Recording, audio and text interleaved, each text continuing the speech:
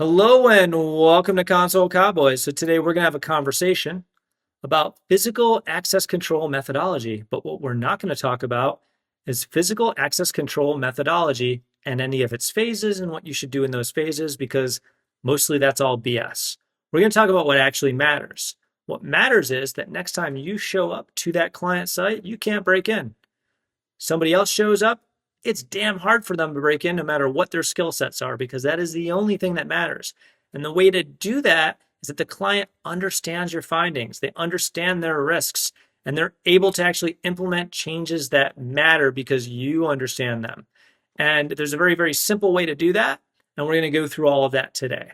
So this is a conversation I generally have with anybody who has a physical penetration test with me for the first time, whether they've been doing it for 15 years or they've been doing it for one day and they're scared to walk up to the front door. This is a conversation that we need to have so they are on the same page and they can deliver a good physical penetration test. So in the comments below, let me know how long you've been doing physical penetration testing, what your favorite methods are to break in. If this is the type of content you want more of, like the video so that I know that, and subscribe to the channel.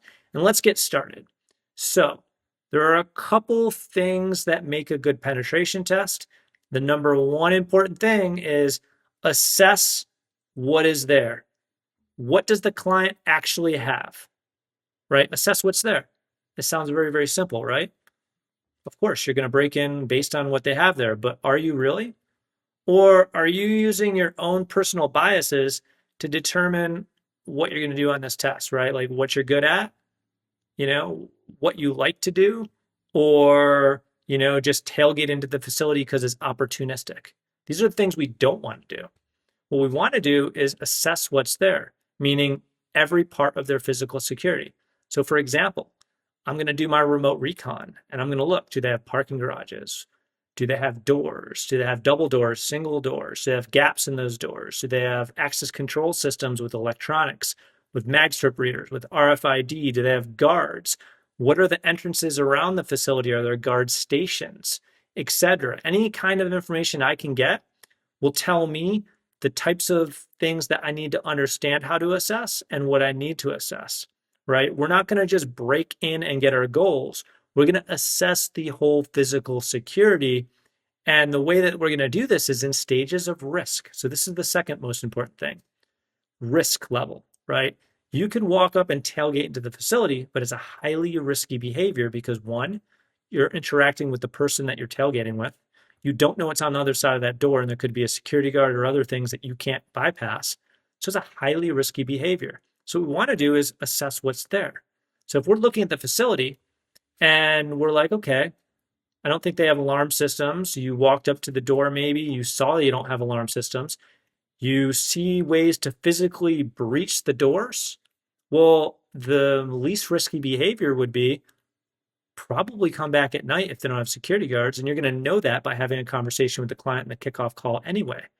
So you're going to then break in at night by physically breaching that door and then achieve all of your goals that way. But you still got to assess everything else. You're not done yet. You're going to let the client know, hey, I came in at night. I saw a way in. I noticed you didn't have alarm systems. I physically breached your doors. Now I'm going to assess something else unless you want me to stop there. But I would prefer to keep going and assess other parts because I saw you guys had RFID. Because now what we want to do, what's better than covertly entering at night and never being seen and leaving? Well, maybe you want to come in as an employee. That's not a risky behavior. If you're in as an employee, you're supposed to be there. How do you do that?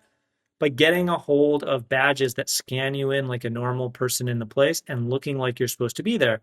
So now you need to understand how to assess that access control. That's the next least risky behavior. So you go up, maybe you get long range readers and you get it off a person. That would be a little more risky. Or maybe you put a fake reader up and you get it that way. A little less risky probably. Or maybe you tap the reader at night and you catch everything in the morning with an RF key, right? So now you have a badge. Now you can walk in the facility. You can smile and wave at the security guard. You can tag into their turnstile, go up the elevator, tag in through that, and go up and get your goals again. Now you leave the facility again. You let the client know, hey, I found another way in. I broke in via this.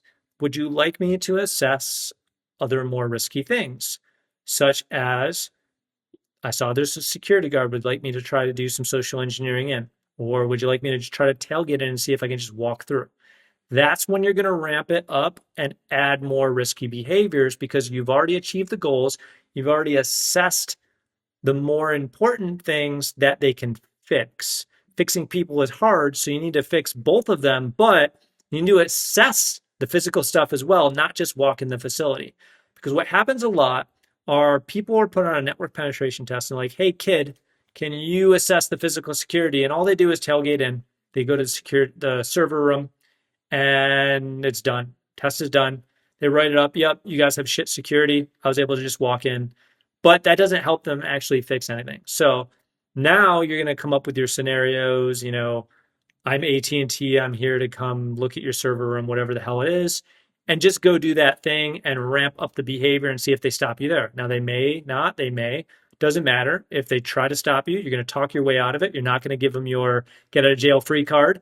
You're going to talk your way out of it. You're going to have your exit strategy and you're going to leave and you're going to let the client know, hey, good on you guys. You guys busted me or I was able to get in.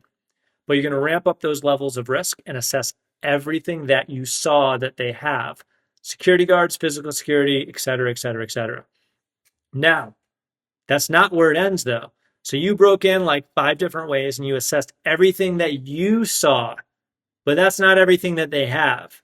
So this is when you sit down with the client and go, okay, look, here's all the things that I did. Look, I'm an employee. I can break in at night. I can bypass because they didn't stop me with good, physical security controls as far as like social stuff and procedures that stop me. But what don't I know? Like, what do you see every day? What is the entrances and exits and ways past things that you see that kind of disturb you every day? And you're like, man, I bet I could just walk through there. Take me there. Because I want them to take me to that door and I want to bypass that in front of them. I want them to know that it's risky or not risky and be able to explain to them why it's risky or why it's not risky, right? Like we're walking to that back door that I didn't even know existed. And I'm looking at it and they're like, oh, well, I think you could get through this way. And you look at 3 other ways that you can break in. You break all of them in front of the client and then write it up in the report and let them know how they would fix it. And you're also going to walk them around to all the things that you broke in already and show them this is how I did it. This is why that worked. This is why this is risky. And this is how you'd easily fix it. Like, hey, look, I installed an RF key reader on this door. And the reason I was able to do that is because you didn't have tamper controls and you didn't have cameras and you didn't have encrypted data. But maybe the encrypted data is too hard to change because it's going to cost them a lot of money with new cards. But if they understand they can install some tamper controls and a camera, at least they would have saw me changing that with the camera and they would have been alerted there was a problem. They could look at the camera footage and then be like, oh, we need to go handle that situation. We need to call the cops. So that might be a better fix. So as long as they understand what you did, how you did it, what the risks are, and multiple different ways to fix it, pull that reader right off the door in front of them and show them the wires and show them what you tap and explain all the problems to them, right? So if you got a badge and you're able to badge as an employee, but you get to the server room door and it doesn't accept your badge, and you're there with the client, be like, okay, I think I could pick this lock. Maybe it would be hard, but look, I pull off this reader off the wall. There's no tamper controls. I'm already in the building. There's no camera on this door in the internal. I can just install this key, go around the corner to the lunchroom and, get the creds off Wi-Fi. So now what we need to do, this is an important door. We'll install that camera, we'll install that tamper control, right? We don't have to change all the badges maybe necessarily, but we can do that small thing. And the reason that you can explain that to them is you can show it to them. It's not just words on a piece of paper. It's you physically showing them what you would do, how you would do it, and explaining the risks to them so that they can convey it to the people with the budgets and get things happening. And then ask them, how do you want me to write that in the report? Would you like me to emphasize certain things in the report to make sure that it gets done? Or would you like me to write up other things that you're concerned about and we can go test those right now? So understanding how everything functions that is actually physically there that you know about and don't know about because you went around with the client with will go very, very far and will give you an amazing physical penetration test, not just a mediocre tailgate physical penetration test. That stuff is not cool. You need to end that right now and start giving good physical penetration tests. So if I was here with you right now, we were going on this test, we would be assessing this remotely and doing all of this stuff. And then we would be walking up physically on site and seeing what we see as we're there and testing each and everything and trying to break in everything multiple ways. And then having that conversation with the client. And you would watch me walk them through it, not as an audit, but as a penetration tester. This is not a physical audit. This is me physically breaking the stuff in front of the client and testing that it's not an issue or it is an issue, or we already broke in this way. Would you like us to show you? Okay. This is not an audit.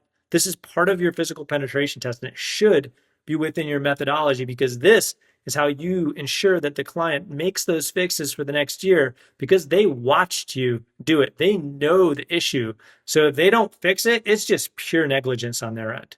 But you can wash your hands of it because you did everything you could to make sure that it was conveyed to them what the risks were and how you broke in. So I hope that this helps you out with like a real world methodology. If this video is of use for you, please share it out to other people and let me know in the comments below, and I will catch you guys later.